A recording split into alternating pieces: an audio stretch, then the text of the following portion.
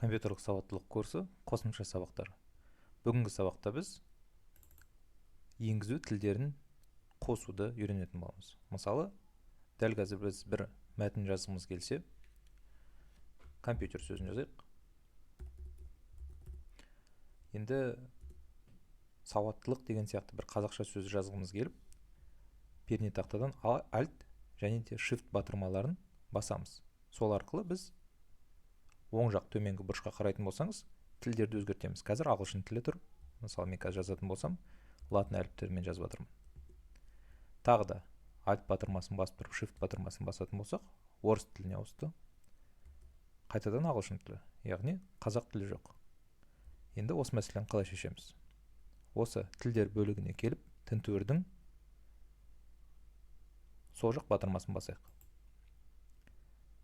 Біздегі орнатылған тілдер шықты, және де төменгі бөлігінде настройки языка деген батырма бар. Соған басамыз. Бізде баптаулар ашылды. Осы жерде добавить язык бөлігіне басамыз. Және де көптеген тілдердің ішінде таңдау керек.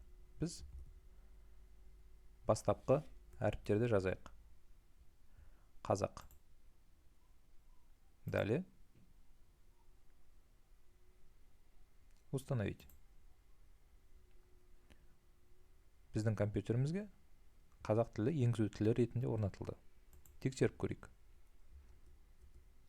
Қазақ тілі орнатылды. Енді қазақша сөздерді жазуға болады.